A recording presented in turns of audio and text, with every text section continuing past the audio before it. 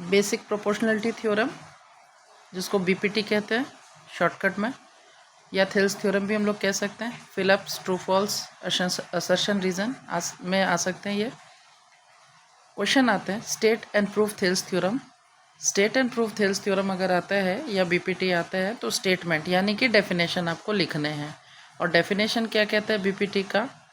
If a line drawn parallel to any one side of a triangle. हम लोग जानते हैं ट्रायंगल में 3 साइड होता है, तो ए बी सी ओरिजिनली एक ट्रायंगल था, इसका one of its side was B C. B C के पैरेलल हमने एक लाइन ड्रॉ की है डी ई।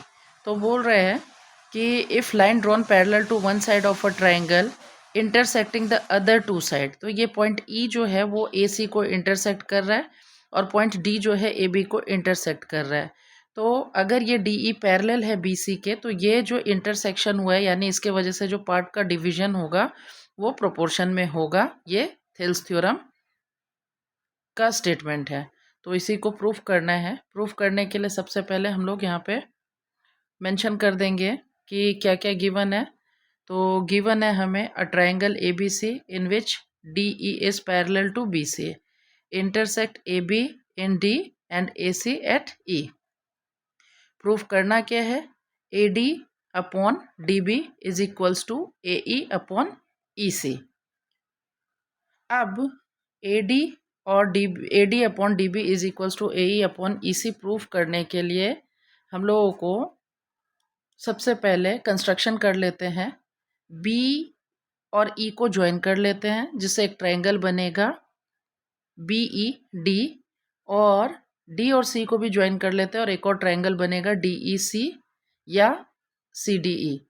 और डी से एक परपेंडिकुलर लाइन ड्रॉ करते हैं पॉइंट जी पे, 90 डिग्री फॉर्म कर रहा है, जो कि इस डी जी का ट्रायंगल डी ई सी का डी जी हाइट होगा।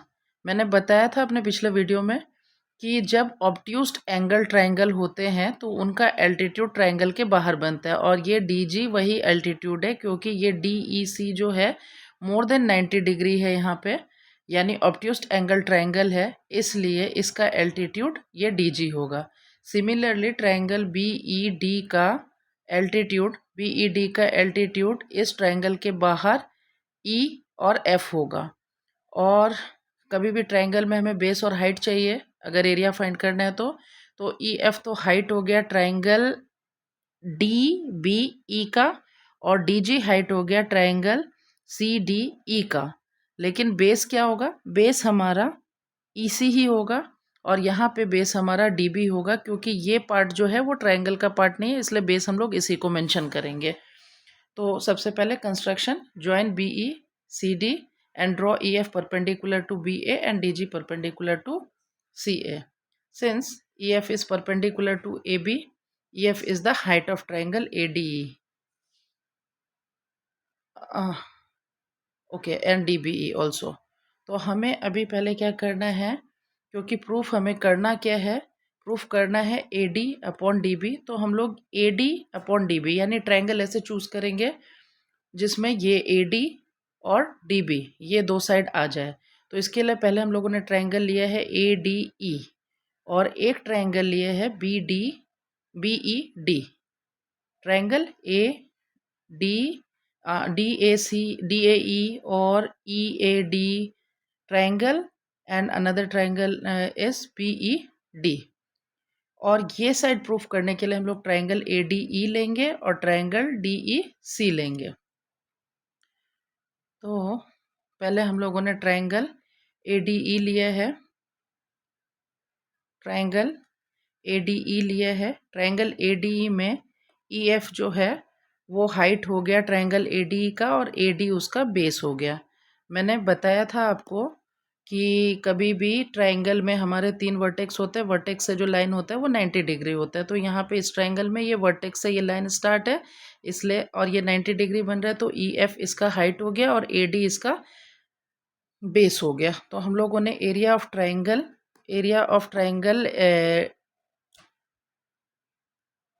ट्रायंगल ADE लिया है हाफ बेस इनटू हाइट।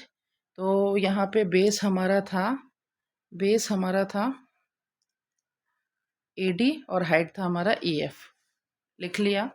वैसे ही ट्रायंगल हम लोगों ने बी डी ई ट्रायंगल लिया जिसका हाइट ये ई एफ हो गया और बेस डी बी हो गया, तो हमने ये डी बी और ई एफ मैंशन कर दिया है।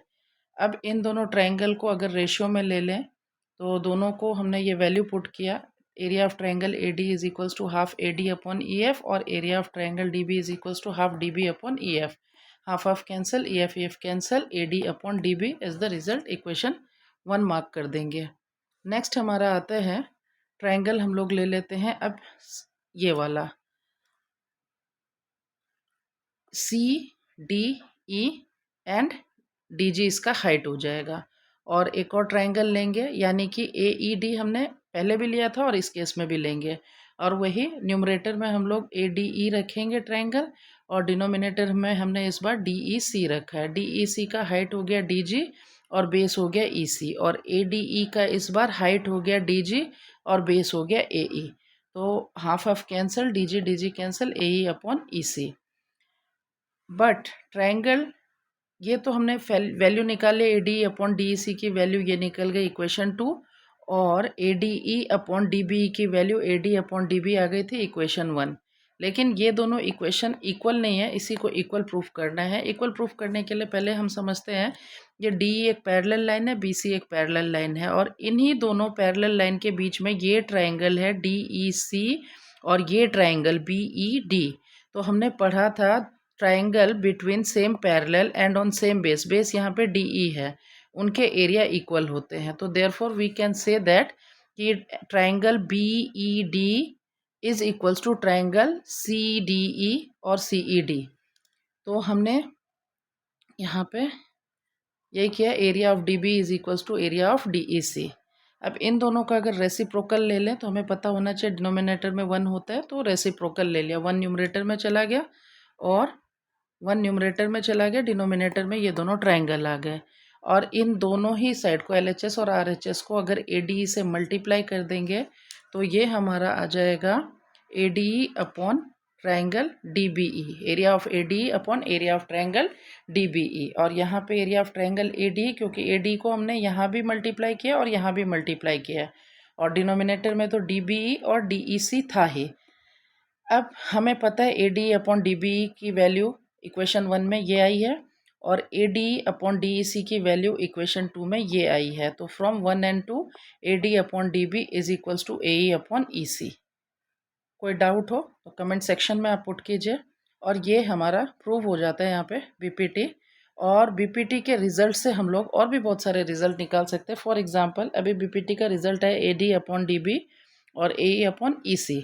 तो if we add 1 on both side तो इनका एलसीएम ले लेंगे AD plus DB upon DB, और यहाँ पे भी AE अपॉन EC था, प्लस 1 ले लिया तो AE plus EC upon EC।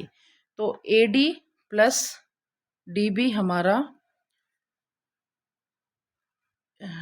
AD plus DB हमारा AB हो जाता है। सिमिलरली AE प्लस EC हमारा AC हो जाता है। तो हमने AD प्लस DB के जगह पुट कर दिया AB, और AE और EC के जगह पुट कर दिया AC, and new result is AB upon DB, AC upon EC। Similarly अगर आप इनका रेसिप्रोकल ले लें AD अपॉन DB, जो BPT का रिजल्ट है AE अपॉन EC, इनका रेसिप्रोकल अगर लेंगे तो DB न्यूमरेटर में, AD डिनोमिनेटर में, EC न्यूमरेटर में, AE डिनोमिनेटर में। यहाँ भी हम लोग अगर 1 बोथ साइड में ऐड कर देते हैं एलसीएम लेकर के, AD प्लस DB हो जाएगा AD प्लस DB, जिसको हम लोग AB लिख सकते हैं, AE प्लस EC, जिसको हम लोग AC लिख सकते हैं।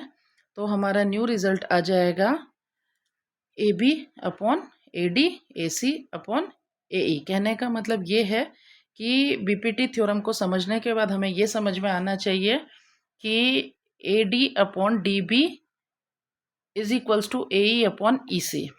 Similarly AB upon DB is equals to AC upon EC, या ऐसा भी हो सकता है AD upon AB is equals to AE upon EC। तो ऐसे बहुत सारे रिजल्ट को हम लोग एक्सरसाइज 6.2 में यूज़ करेंगे। सॉल्व करने के लिए। Thank you.